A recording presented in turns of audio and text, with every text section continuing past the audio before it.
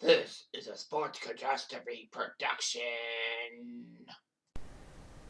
Hey there, Heather, ho, there's Jeff Gunadam, welcome you to another Sports Catastrophe birthday boy. And the birthday boy for today, for September the 25th, is a basketball icon who played for the Bulls primarily, winning 6 NBA titles with the Bulls, being second fiddle to Michael Jordan, one of the best small forwards of all time, topping things out. He's a native of the state of Arkansas, so woo! But he did not play for the Arkansas Razorbacks, which was stupid, but whatever. Anyway, this guy went to the All-Defensive First Team in the NBA 8 straight times, and the All-NBA Team 3 times. 7-time All-Star, one of the greatest players in history, 50 greatest, and then 75. Only one of 4 players in Bulls history to have his number retired, other than Jerry Sloan, Bob Butterbean Love, and MJ. He's a legend. That played for the 92 Dream Team and the 96 Olympic Team. He's a 2-time inductee into the Basketball Hall of Fame, once as a solo player and once as part of the Dream Team. The Bulls retired his number in 2005. His university retired his number 33 in 2010. He is Scottie Pippen. Pippen was born in Hamburg, Arkansas, having 11 older siblings. His siblings grew up to be tall. Pippen was the tallest at 6'8". Anyway, his father would work in a paper mill until he had a stroke. Pippen was good in high school and then went to the University of Central Arkansas, which was huge. He was a walk-on, and Central Arkansas played in the NAIA and not in the NCAA. Pippen was 6'1" when he graduated high school, but somehow got a growth spurt and landed at 6'8". As a senior, he was good. The NBA scouts would actually draw attention to him. So anyway, the 1987 draft was about to happen. Chicago wanted Pippen so badly they decided to make a trade with Seattle. Chicago would select Scottie Pippen 5th overall in the draft and would trade him to the Bulls for the number 8 pick, which was Olden Polynice, and future draft pick options. So it seemed like a good idea, the Sonic, so that Seattle could get a center like Polynice, but it didn't work out so well. Pippen was part of the young forward duo with Horace Grant, who was also picked in the 87 draft by the Bulls, 10th overall. And they both came out with the bench, but still, it is what it is. With MJ as a motivational and instructional mentor, Pippen refined his skills and had new ones. Jordan Pippen would play one-on-one a lot to hone each other's skills on offense and defense. Pippen became the starting small forward for the Bulls by the 1988 playoffs and helping the Bulls get to the conference semifinals. Pippen was fantastic and all that. His first All-Star game appearance was 1990, and he would improve, helping the Bulls get to the conference finals and all that. Unfortunately, though, in Game 7 of the 1990 conference finals, Pippen would suffer a migraine attack, which ruined his shooting, and the Bulls got their butts handed to them by the Pistons. But still, I mean, you've got to put Detroit to the limit. So Pippen became the Bulls' defensive guy by the 1991 season and a versatile scoring threat in the triangle offense. He would have his first triple-double in November 1990 as the Bulls beat the Clippers. Bulls won 61 games and were tops in the Eastern Conference. Pippen was second on the team in points too. You know who. And anyway, he looked pretty impressive. He was named All-Defensive Second Team efforts. The Bulls went on the roll to win the Eastern Conference, took care of the LA Lakers and Magic in the final. And it was huge. Pippen would be a huge star in his own right for the Bulls, as the Bulls were three-peat, 91, 92, and 93. Unfortunately, MJ would retire. A lot of people say it was his gambling problems, but it was mostly because without his father's presence, MJ felt lost. Anyway, so Pippen would emerge from Jordan's shadow, winning All-Star Game MVP honors and helping the Bulls out by leading them in scoring, assists, and blocks, while he was second in steals per game with 2.9. Yeah, he would shoot 49% from the field.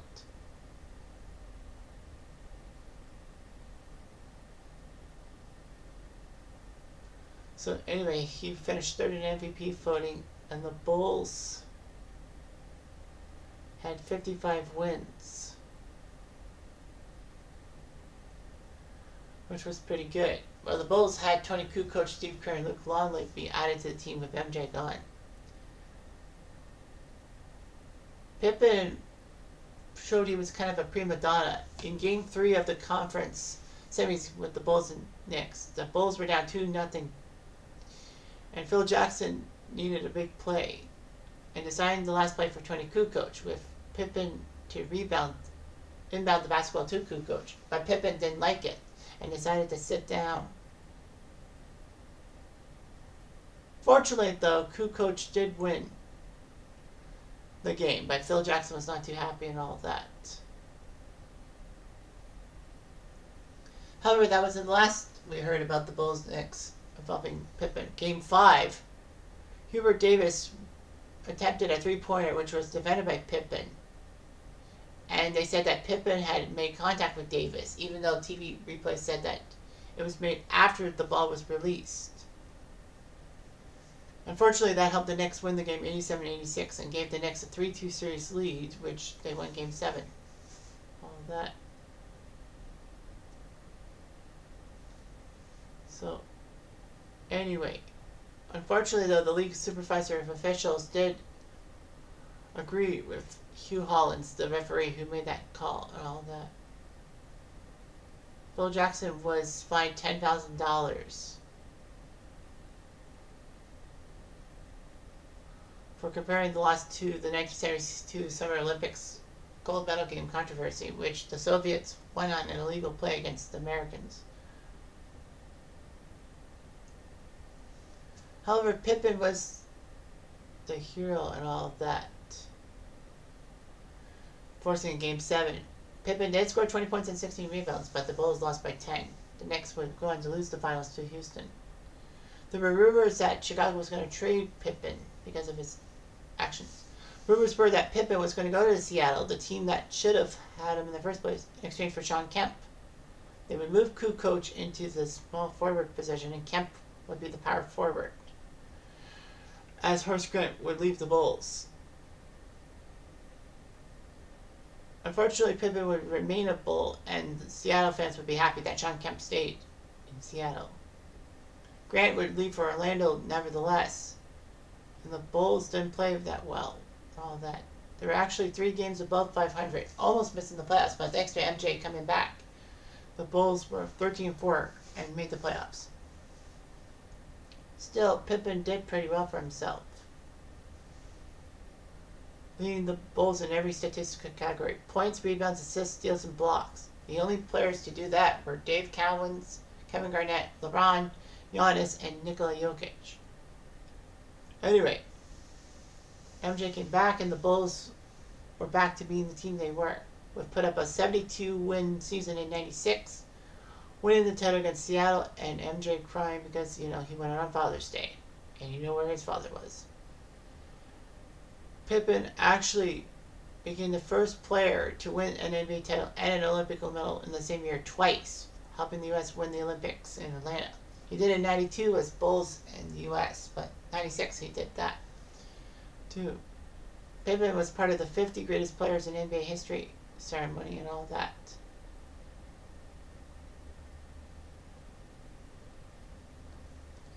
Anyway, Pippen didn't really play that much in the All-Star game, but it didn't matter, did it?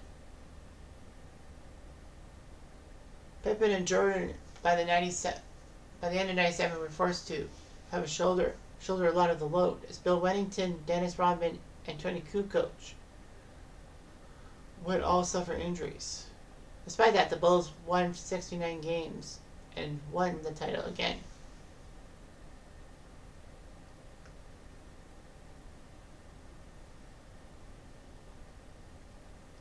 So anyway, Pippen did his job for the Bulls, getting them the 97 title and then 98. But Pippen had problems because he had off-season surgery and he delayed it.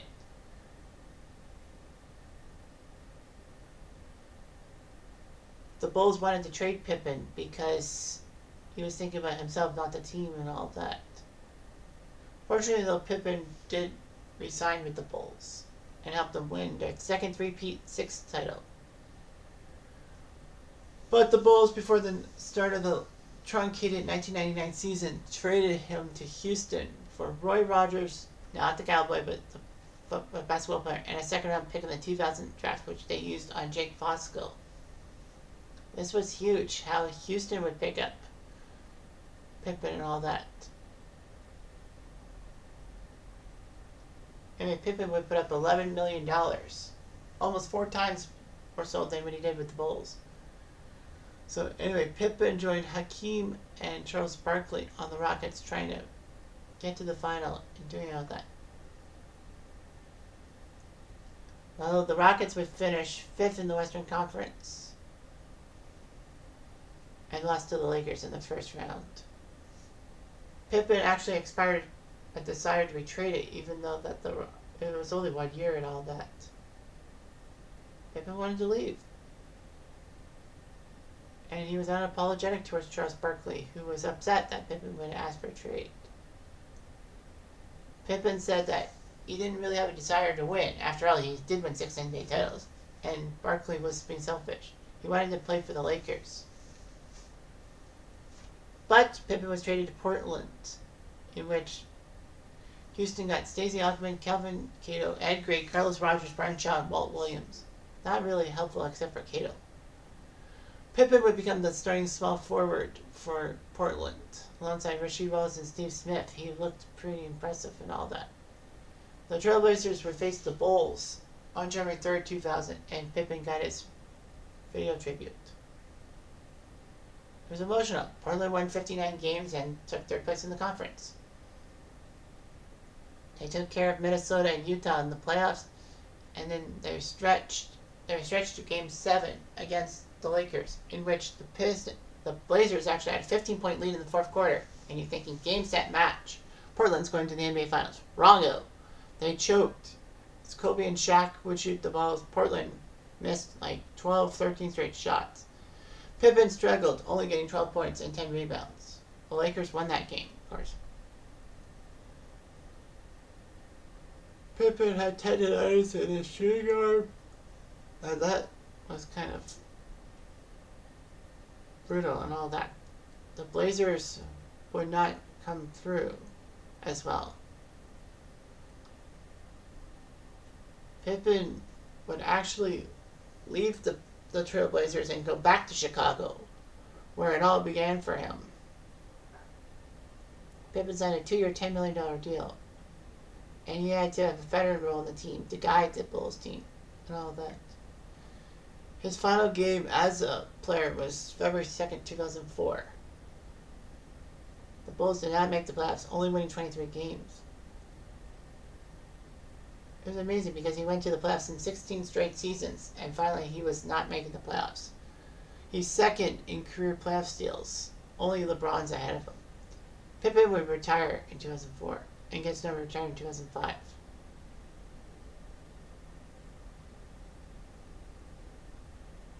Anyway, this would be huge. He went to the Scandinavian League in Finland for a while. National team, he played for 2 Olympic champions, 92 and 96. He was named team ambassador for the Bulls and a senior advisor in 2012.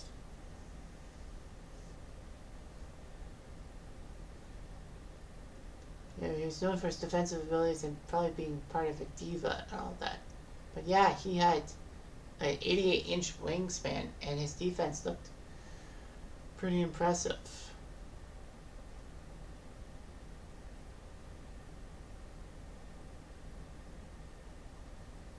Pippen has his own statue outside the United Center, April 2011. He was in a few movies and all that. He was in an episode of The Cleveland Show in 2010. He was in The Real Housewives of Miami for a little bit.